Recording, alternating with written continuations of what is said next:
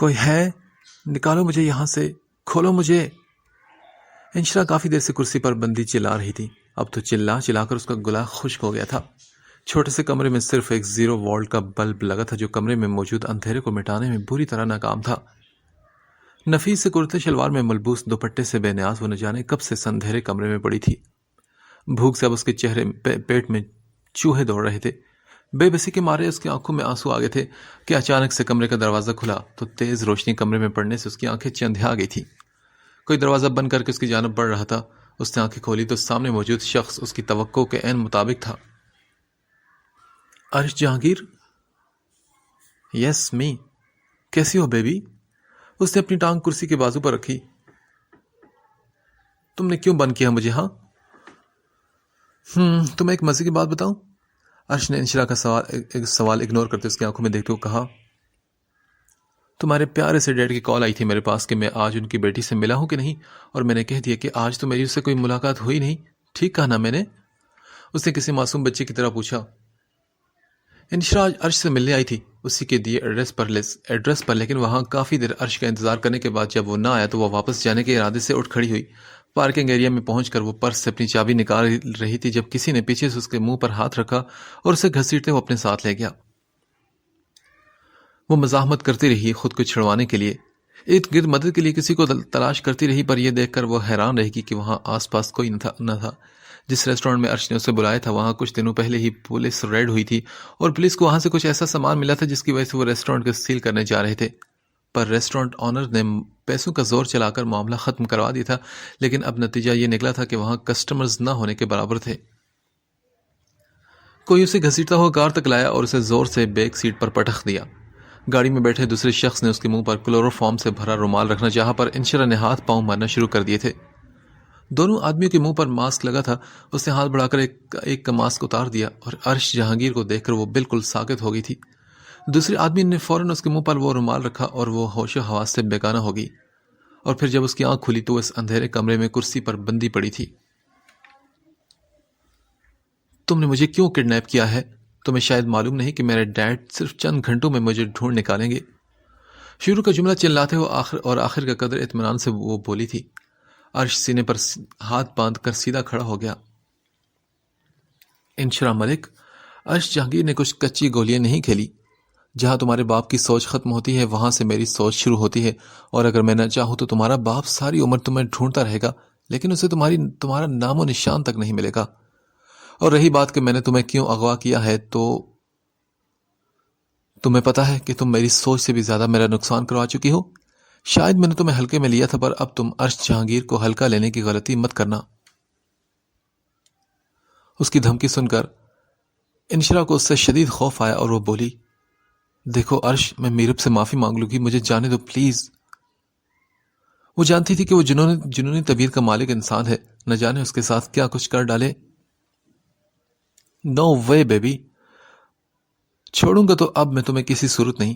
میں نے پوری کوشش کی تھی کہ تمہیں پتہ نہ چلے کہ اس اغوا کے پیچھے میرا ہاتھ ہے، پر کہ افسوس کہ تم نے اپنے ہاتھوں سے میرا ماسک اتارا، اور اب اس کا نتیجہ تو تمہیں بھگتنا ہی پڑے گا۔ کیا مطلب ہے تمہارا؟ تم کیا کرنے والے ہو؟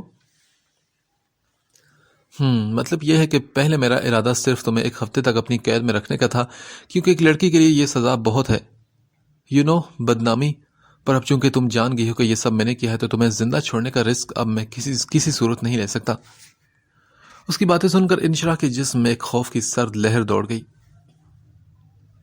یہ تم کیا کہہ رہے ہو؟ میرے ڈیڈ تمہیں چھوڑیں گے نہیں؟ اس نے مدھم سی آواز میں ڈرتے ڈرتے کہا۔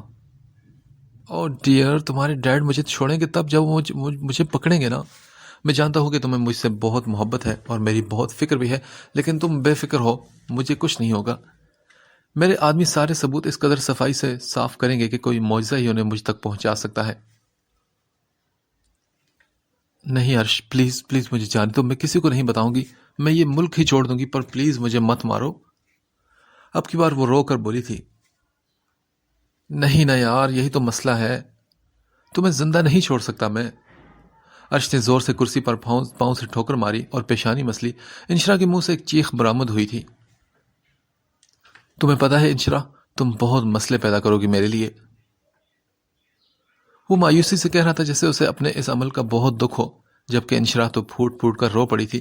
وہ مسلسل اس کے سامنے گڑ گڑا رہی تھی، اس کی منتیں کر رہی تھی، پر عرش ایک ناگوار نظر اس پر ڈال کر کمرے سے نکل گیا.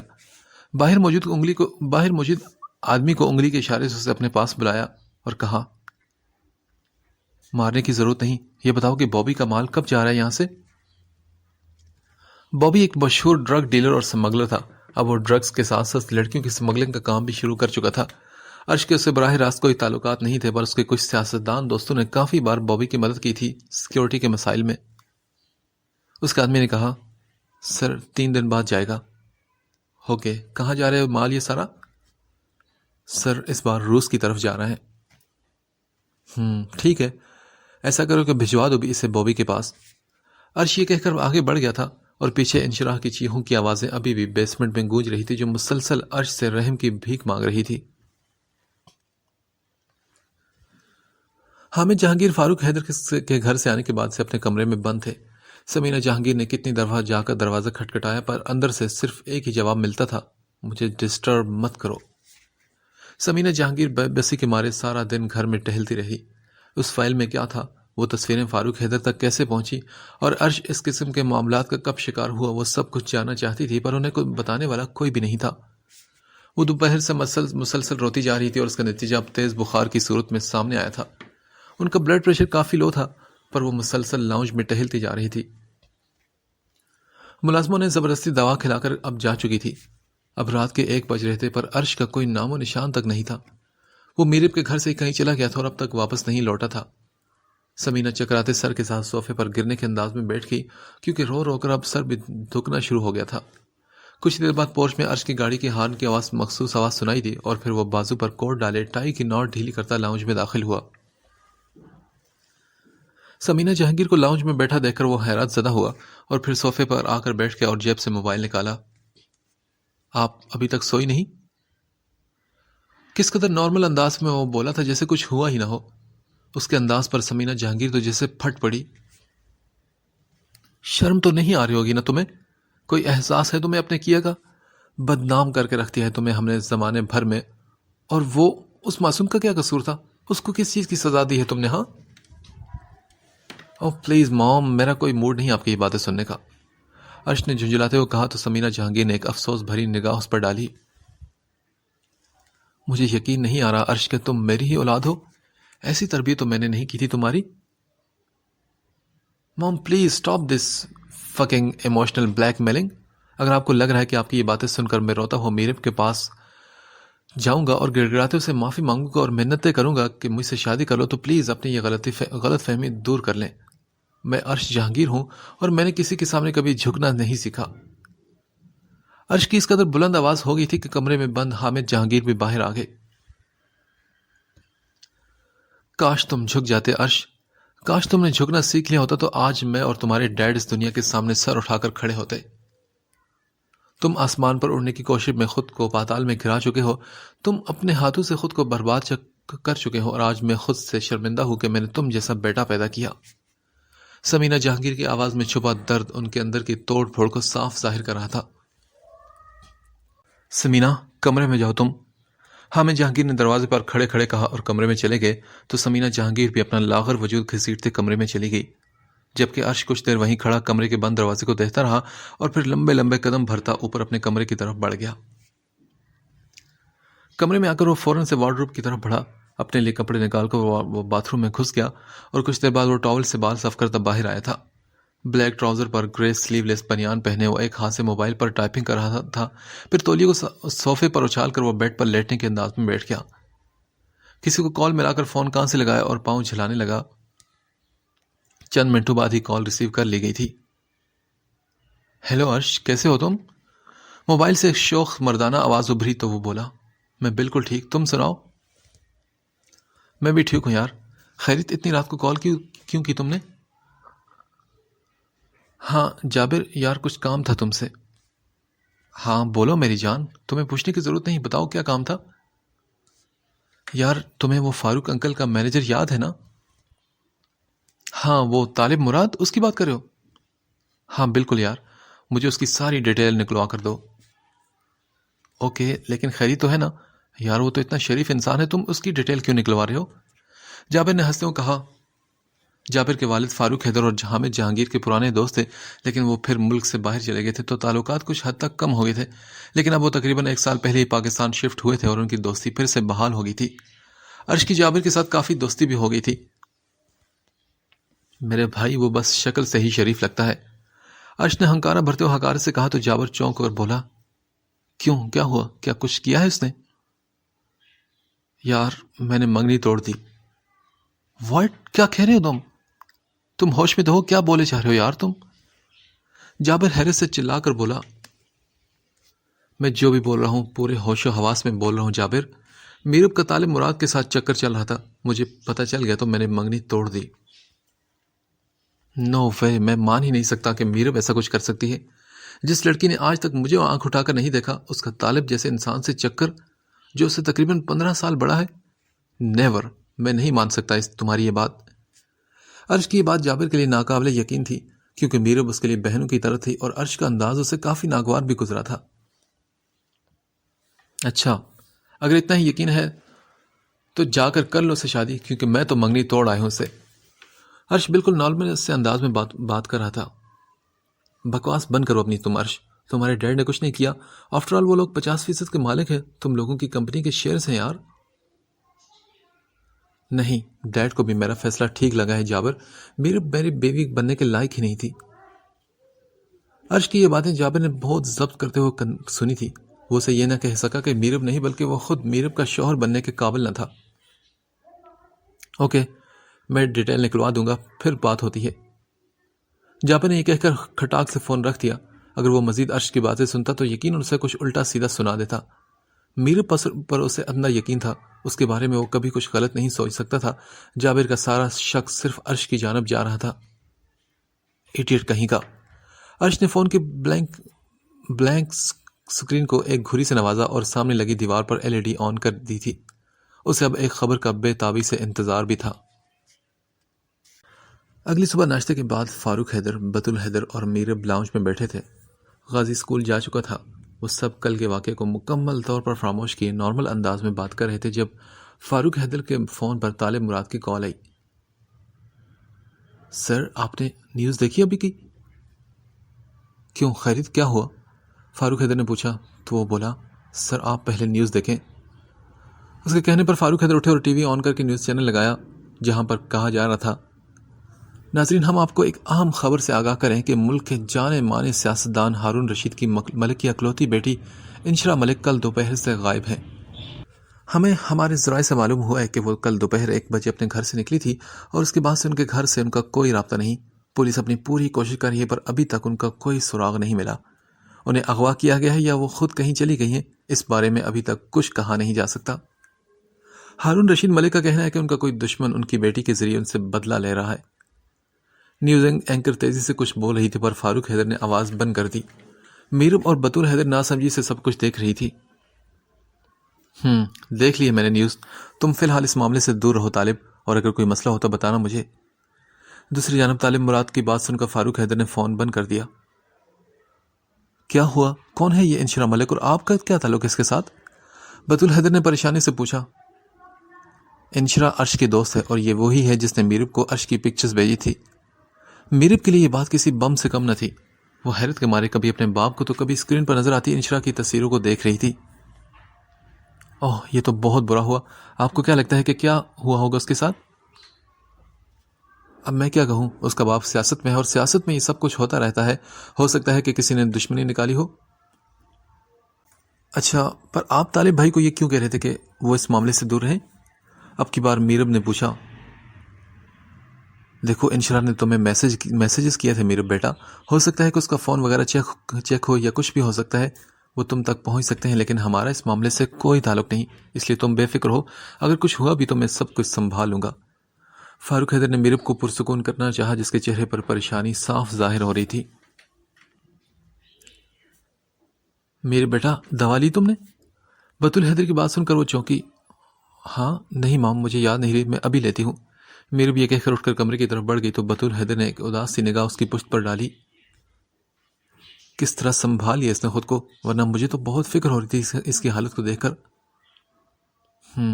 میری بیٹی بہت بہادر اور سمجھدار ہے، تمہیں اس کی فکر کرنے کی ضرورت نہیں۔ فاروق حیدر نے مسکراتے ہوئے کہا تو بطول حیدر بھی مسکرا دی، جبکہ میرے روم میں بیڈ پر بیٹھی فون کی اسکرین کو گھو رہی تھی۔ انشرا کے ساتھ اس کی چیٹ سامنے تھی، اس اسکرین کو اوپر نیچے اسکرول کر رہی تھی۔ جب اس نے میسج کیا تھا کون ہو تم، تو انشرا نے جواب دیا تھا تمہاری خیر خواہ، تمہاری ویل وشر۔ میری ویل وشر؟ میرب کے ہونٹ بڑبڑائے۔ تم نے مجھ پر بہت بڑا احسان کیا ہے انشرا، میں کبھی تمہارا بدلہ نہیں اتار سکتی، یا شاید میں کچھ کر سکتی ہوں تمہارے لیے۔ میرب کا دماغ منصوبہ بندی کر چکا تھا، پر دل دماغ کے فیصلے پر رضامند نہیں ہو رہا تھا۔ جو وہ کرنا چاہ رہی تھی اس کے لیے ڈھیر ساری ہمت کی ضرورت تھی، اور ابھی وہ خود میں اتنی ہمت محسوس نہیں کر رہی تھی۔ پوری کلاس میں اس وقت عائشہ کی آواز گونج رہی تھی، اور سارے بچے خاموشی اور مکمل محویت سے اسے سن رہے تھے۔ تہجد کی نماز پر آیات اور احادیث کی ایک کثیر تعداد موجود ہے بچوں۔ قرآن میں اگر کسی بات پر زور دیا جائے تو یقیناً اس بات کے پیچھے غور و فکر کرنے والوں کے لیے نشانیاں ہوتی ہیں، اور یا اس میں بے پناہ فلاح اور ہدایت ہوتی ہے۔ جیسا کہ قرآن میں ہے کہ رات کے کچھ حصے میں تہجد کرو، یہ خاص تمہارے لیے ہے۔ قریب ہے کہ تمہارا رب تمہیں کسی ایسی جگہ کھڑا کر دے جہاں سب تمہاری حمد کریں۔ نمازیں ضرورت ہیں، پر تہجد تحفہ ہے، کیونکہ جس سے خدا بے پناہ خوش ہوتا ہے اسے یہ تحفہ دیا جاتا ہے۔ تہجد پڑھنے والے اس قدر افضل لوگ ہیں کہ خدا کی مخلوق بھی ان کی حمد کرتی ہے۔ تہجد پڑھنے والوں کی تو کہانی ہی الگ ہوتی ہے، معجزے بھی انتظار کرتے ہیں ان کی زندگی کا حصہ بننے کے لیے۔ آج کلاس کے دوران ہی تہجد کا لفظ اس کی نظروں کے سامنے سے گزرا تھا، اور تہجد کی نماز کس قدر قیمتی خزانہ ہے یہ صرف وہی جان سکتے ہیں جو اس خزانے کو تلاش کرتے ہیں اور حاصل کرتے ہیں، اور عائشہ مراد وہ خزانہ حاصل کر چکی تھی۔ تبھی ایک بچے نے سوال کیا، میم کیا تہجد کی نماز میں ہر دعا قبول ہو جاتی ہے؟ بیٹا دعا تو ہر کوئی قبول ہو جاتی ہے۔ ہم جب کسی چیز کی دعا کرتے ہیں تو اگر وہ ہمارے حق میں بہتر ہو تو ہمیں مل جاتی ہے، یہ تو سب جانتے ہیں، پر جو دعائیں قبول نہیں ہوتی ان کا کیا؟ کیونکہ دعائیں تو تقدیر بدل دیتی ہیں، اس لحاظ سے تو ہر دعا قبول ہونی چاہیے۔ بچے اور وہ خود گفتگو میں اس قدر گم تھے کہ انہیں اندازہ ہی نہ ہوا کہ کلاس کا ٹائم ختم ہو چکا ہے۔ تو بچوں، پہلی بات آتی ہے ہماری بہتری کی۔ جس دعا میں ہمارے لیے بہتری ہو وہ قبول ہو جاتی ہے، اور دوسری بات ہے شدت کی۔ آپ کی دعاؤں میں کتنی شدت ہے۔ کوئی مصیبت آئی ہے، آپ کسی پریشانی میں مبتلا ہو یا کسی چیز کی خواہش کر رہے ہو، تو اپنی دعاؤں کی شدت اس قدر بڑھا دو کہ خدا وہ چیز تمہارے حق میں بہتر کرنے پر مجبور ہو جائے۔ اور تیسری بات آتی ہے ان کی جو قبول نہیں ہوتی، تو جو دعائیں قبول نہیں ہوتی وہ نیکیاں بن جاتی ہیں۔ دعائیں تقدیر نہیں بدلتی، کیونکہ تقدیر تو پہلے ہی بدلی جا چکی ہوتی ہے جب وہ لکھی جا رہی ہوتی ہے۔ اللہ تعالیٰ کو پتہ ہے کہ اس انسان نے زندگی کے اس موڑ پر دعا مانگنی ہے، اور اس شدت سے مانگنی ہے کہ میں سب کچھ اس کی مرضی کا کر دوں گا۔ تقدیر کی تبدیلی بھی ہماری دعاؤں کی محتاج ہے بچوں۔ اچانک ایک بچے کی نظر دروازے کی چوکھٹ پر سر جھکائے کھڑے دیان پر پڑی تو وہ بول اٹھا، میم سر دیان بھی آ چکے ہیں۔ اس کی بات سنتے ہی عائشہ نے گڑبڑاتے ہوئے گھڑی پر نظر ڈالی تو کلاس ختم ہوئے 10 منٹ ہو چکے تھے۔ اس نے جلدی سے اپنا بیگ اٹھایا اور کھڑی ہو گئی۔ سوری آپ کا اتنا ٹائم ضائع ہو گیا، عائشہ نے کلاس سے باہر آتے دیان سے کہا، جو سر جھکائے زمین کی طرف دیکھ رہا تھا۔ اور اگر کوئی انسان ایسا ہو جس کی کوئی بھی دعا قبول نہ ہوتی ہو تو اس بارے میں آپ کیا کہیں گی مس عائشہ؟ وہ سر اٹھا کر کھوئے سے انداز میں بولا تھا۔ عائشہ نے جانچتی نظروں سے اس کی جانب دیکھا۔ اس کا چہرہ بہت کچھ عیاں کر رہا تھا، پر عائشہ فی الحال اسے پڑھنے سے قاصر تھی۔ پیچھے کلاس میں بچوں کے تیزی سے رٹے مارنے کی آوازیں آ رہی تھی، شاید دیا نے ان کا کوئی ٹیسٹ دیا تھا۔ بولیں عائشہ، جس کی دعائیں قبول نہ ہوتی ہو اس کا کیا؟ اس کی بات پر عائشہ ایک دم چونکی اور پھر بولی، تو وہ انسان اس بات کا یقین کر لے کہ اللہ کو اس کے مانگنے کا انداز پسند آ چکا ہے۔ محبوب لوگ آپ سے دور ہو جائیں ایسا تو کوئی بھی نہیں چاہتا، یقیناً خدا بھی نہیں۔ عائشہ نے کندھے اچکا کر کہا اور آگے بڑھ گئی، پر دیان حیدر پیچھے پتھر کا ہو چکا تھا۔ وہ عائشہ کی پشت کو دیکھتا رہا جو اب کوریڈور سے ٹرن لے کر غائب ہو چکی تھی۔ اسے اچانک سے اپنے جامد ہوئے پاؤں میں حرکت محسوس ہوئی اور وہ اس کے پیچھے بھاگا۔ کچھ دور ہی اسے نظر آ گئی چھوٹے چھوٹے قدم اٹھاتی اسٹاف روم کی طرف جاتی۔ اس نے بلند آواز میں سے پکارا، زائشہ۔ زائشہ چلتے چلتے رکی پر مڑی نہیں، کیونکہ اس کے چہرے پر حیرت ہی حیرت تھی۔ دیان اسے اس طرح مخاطب کرے گا اس نے کبھی سوچا نہیں تھا۔ اس نے ایک محتاط نظر ارد گرد ڈالی تو ساری اکیڈمی خالی تھی۔ اس وقت صرف ایکسٹرا کلاسز چل رہی تھی۔ دیان کا اسے اس قدر بلند آواز میں مخاطب کرنا اسے بہت ناگوار گزرا تھا۔ اسے اپنے پیچھے اس کے قدموں کی آواز سنائی دی۔ وہ کہنے لگا، اور اگر کسی انسان نے خدا کو ناراض کر دیا ہو، اتنا ناراض کہ اس کی دعائیں قبول کرنا تو دور اس سے سننا بھی چھوڑ دے، اس کا کیا؟ وہ بے چینی سے بولا تھا۔ زائشہ پلٹی اور غصے سے اس کی طرف دیکھا۔ اس کا ارادہ اسے کھری کھری باتیں سنانے کا تھا، پر اس کی آنکھوں میں دکھ کی داستان دیکھ کر وہ حیران ہوئی اور پھر دھیمے سے لہجے میں بولی، مسٹر دیان، دور اللہ نہیں، ہم چلے جاتے ہیں اس سے دور۔ فاصلے ہم پیدا کرتے ہیں، اور رہی بات ناراض ہونے کی، تو ناراض تو ماں باپ بھی ہوتے ہیں، بہن بھائی سچے دوست بھی ہوتے ہیں، تو کیا انہیں منایا نہیں جاتا؟ غلطیوں کی معافی مانگ لینی چاہیے، اور اللہ سے تو ویسے بھی معافی مانگتے رہنے چاہیے، کیونکہ ہم نہیں جانتے کہ ہم بھول پن میں کتنے گناہ کر جاتے ہیں، اور وہ تو انتظار میں ہوتا ہے کہ ہم کب معافی مانگیں اور وہ ہمیں معاف کرتا جائے۔ آپ ایک قدم بڑھا کر تو دیکھیں، میں آپ کو یقین دلاتی ہوں کہ آپ مایوس نہیں ہوں گے۔ زائشہ نے کہا اور پلٹ گئی، اور ایک بار پھر سے دیان نے اسے پکارا، لیکن آپ کیسے کہہ سکتی ہیں کہ میں یہ سب اپنے لیے پوچھ رہا ہوں؟ اس کے چہرے پر بے چینی تھی، کچھ عیاں ہو جانے کی، کوئی راز کھل جانے کی۔ اس کی بات پر زائشہ پلٹتے ہوئی مسکرائی، اور دیان نے اس کو پہلی دفعہ مسکراتے ہوئے دیکھا۔ کتنی پاکیزہ مسکراہٹ تھی اس کی۔ وہ مسکرا رہی تھی تو اس کے چہرے کا ایک ایک نقش بھی مسکرا رہا تھا۔ اور دیان حیدر کو تو زائشہ کی مسکراہٹ دیکھ کر بھی ایک بار پھر سے کوئی شدت سے یاد آیا تھا۔ دل میں ایک درد کی لہر اٹھی، آنکھوں میں مرچیاں سے چبھنے لگی۔ مسٹر دیان، آپ کی کلاس کا وقت نکلا جا رہا ہے، آپ کو اس وقت کلاس میں ہونا چاہیے۔ یہ کہہ کر وہ چلی گئی، اور اس بار دیان کی ہمت نہ ہوئی اسے پھر سے روکنے کی۔ وہ بس اسے جاتا دیکھتا رہا۔ تمہارے لفظوں میں سکون ہے زائشہ، اور یہ سکون کسی کی زندگی برباد کر دے گا۔ وہ اسے دیکھ کر بڑبڑایا تھا۔ اسے اپنا آپ بہت خالی محسوس ہو رہا تھا۔ اسے لگا کہ وہ ایک خلا میں معلق کھویا ہوا انسان ہے جیسے۔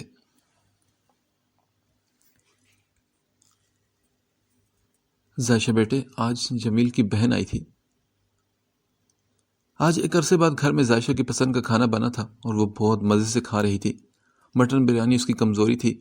آج محلے میں ہمسایوں کے بیٹے کا عقیقہ تھا، اور یہ گوشت وہیں سے آیا تھا، ورنہ تو ان کے گھر گوشت بس تبھی بنتا تھا جب کوئی مہمان آتا یا زائشہ کو سیلری ملتی۔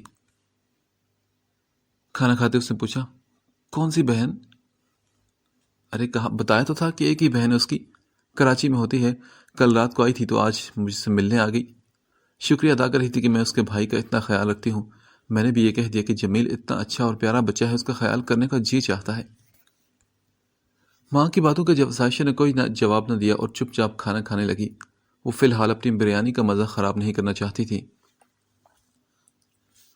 پتہ ہے وہ اپنے بھائی کے لیے رشتہ ڈھونڈ رہی ہے، کہہ رہی تھی کہ اس بار بات پکی کر کے ہی جائے گی۔ زائشہ نے کچھ حیرت سے سیرت مراد کی طرف دیکھا۔ اماں، کہیں اب آپ نے جمیل کی شادی کرانے کی ذمہ داری بھی تو اپنے سر نہیں لے لی؟ وہ یہ بات بس سوچ کر ہی رہ گئی تھی، تبھی سیرت مراد بولی، زائشہ ایک بات پوچھوں؟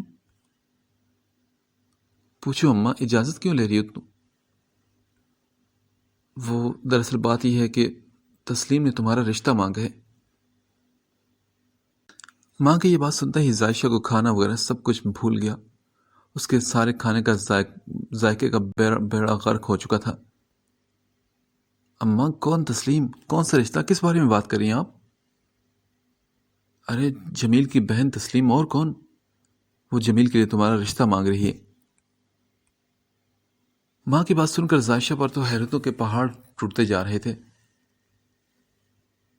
اس سے رشتے کی بات سن کر نہیں بلکہ اپنی ماں کا اطمینان دیکھ کر زیادہ حیرت ہوئی تھی۔ اماں، تم کیا سوچ رہی ہو؟ بتاؤ مجھے۔ اس نے جانچتی ہوئی نظروں سے اپنی ماں کو دیکھتے ہوئے پوچھا۔ بس وہ یہی چاہ رہی تھی کہ جیسا وہ سوچ رہی ہے ایسا کچھ بھی نہ ہو۔ میں نے کیا سوچنا ہے؟ جمیل ایک اچھا لڑکا ہے، سیرت مراد کے کہنے کی دیر تھی کہ ظاہشہ چارپائی سے اٹھ کھڑی ہوئی اور فوراً بولی، اماں سوچنا بھی مت. پہلی بات تو کہ مجھے فی الحال شادی ہی نہیں کرنی، اور اس جمیل سے تو بالکل بھی نہیں. بھول جائیں آپ اس بات کو، اور اس تسلیم کو بھی منع کر دیں.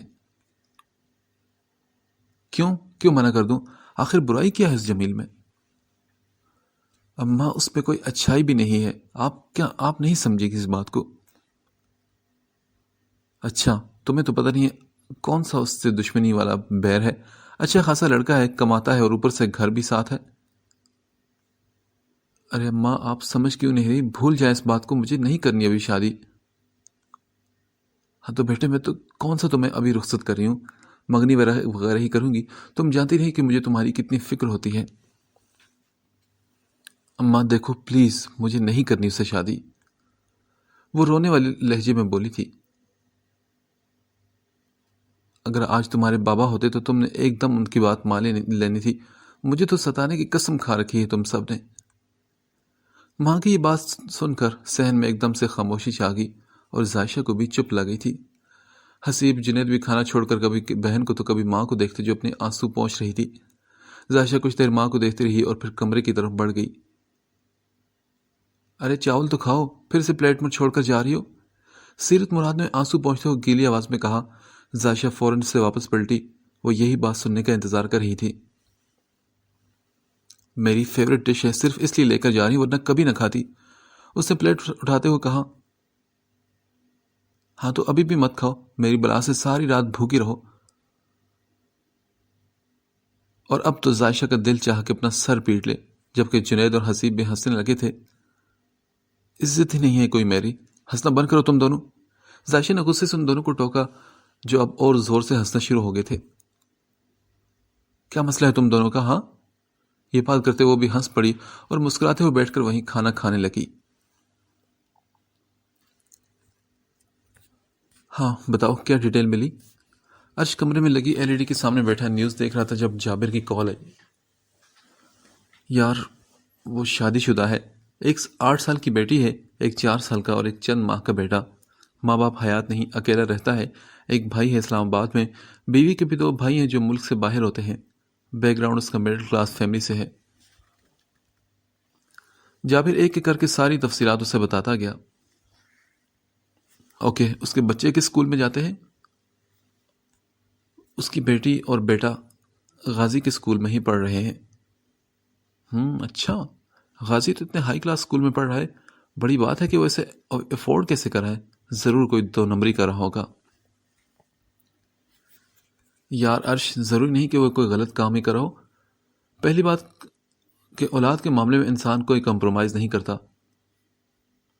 اچھا ٹھیک ہے، تم زیادہ مت بولو، جتنا کہا ہے اتنا کرو. اور بات سنو میری، کسی کو اس بارے میں خبر نہ ہو، ورنہ میں تحریم کو بھی میں بھی جانتا ہوں. اس کی دھمکی پر چند منٹوں کے لیے دوسری طرف خاموشی چھا گئی. پھر جابر نے کہا. تم کیسے جانتے ہو اسے؟ دیکھو جابر، میں اپنے راز صرف انہیں دیتا ہوں جن کے راز مجھے معلوم ہو. اب خدا حافظ. اسے یہ کہہ کر کال بند کر دی. جابر کا کچھ عرصے پہلے ایک لڑکی کے ساتھ افیئر چل رہا تھا. وہ لڑکی کافی باغی ٹائپ کی تھی، اور اس نے جابر کو اتنا جذباتی طور پر پریشان کر دیا کہ وہ اسے نکاح کرنے پر مجبور ہو گیا تھا. اس کے ماں باپ اس بات سے انجان تھے، اور اب عرش نہ جانے کہاں سے اس کی یہ بات پکڑ لایا تھا اور بھرپور فائدہ اٹھا رہا تھا. بدول حیدر اس وقت کچن میں کھانے کی تیاری کر رہی تھی. فاروق حیدر اپنے کمرے میں تھے اور میر غازی کے کمرے میں اسے چینج کروا رہی تھی. وہ بھی کچھ دیر پہلے اسکول سے آیا تھا. فاروق حیدر کے موبائل پر جابر کے والد فیصل شبیر کی کال آ رہی تھی. انہوں نے نہایت خوشگوار انداز میں اس کی کال ریسیو کی. حامد جہانگیر سے تعلق ختم ہو چکا تھا اور اب وہی ان کے واحد دوست تھے. السلام علیکم، کیسے ہو فیصل؟ وعلیکم السلام، میں ٹھیک ہوں. فیصل شبیر کی آواز کافی سنجیدہ تھی، جس نے فاروق حیدر کو ٹھٹکا دیا تھا. کیا ہوا فیصل، تم کچھ پریشان لگ رہے ہو یار. ہاں، میں نے سنا کہ عرش نے منگنی توڑ دی ہے. ان کی بات سن کر فاروق حیدر کے چہرے پر ایک سایہ سا لہرایا تھا. عرش نے اپنی بات ثابت کر دی تھی. اس نے نہیں، میں نے منگنی توڑی ہے. لیکن کیوں؟ ہوا کیا؟ فیصل، تمہیں کچھ دیر میں معلوم پڑ جائے گا، بس صبر کرو. نہیں، مجھے ابھی بتاؤ فاروق، ہوا کیا ہے؟ تفصیل سے ساری بات بتاؤ، میں تمہارا دوست ہوں، تم مجھ پر بھروسہ کر سکتے ہو۔ اب کی بار وہ ذرا پریشانی سے بولے، ہاں بھروسہ وہ تو میں نے حامد پر بھی کیا تھا۔ خیر تم یہ بتاؤ کہ عرش نے کیا کہا تم سے؟ یار عرش نے جابر کو کال کی تھی، اور جو فیصل شبیر انہیں عرش کی کئی باتیں بتا رہے تھے، فاروق حیدر کے چہرے کے تاثرات غصے کی وجہ سے سخت تر ہوتے جا رہے تھے۔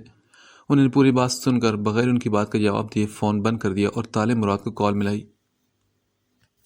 جی سر۔ طالب، میں نے جو تمہیں کہا تھا وہ کام کر دو اب۔ سر آر یو شور؟ یس، کر دو اب۔ فاروق حیدر نے حکم دے کر فون بند کر دیا اور کرسی سے ٹیک لگا کر آنکھیں بند کر گئے۔ وہ عرش کے ساتھ یہ سب نہیں کرنا چاہتے تھے، پر اب ان کے پاس اس کے سوا کوئی چارہ نہیں تھا۔ یہ سب کرنے کے لیے عرش نے انہیں مجبور کیا تھا، اور اب اسے ہی یہ سب بھگتنا بھی تھا۔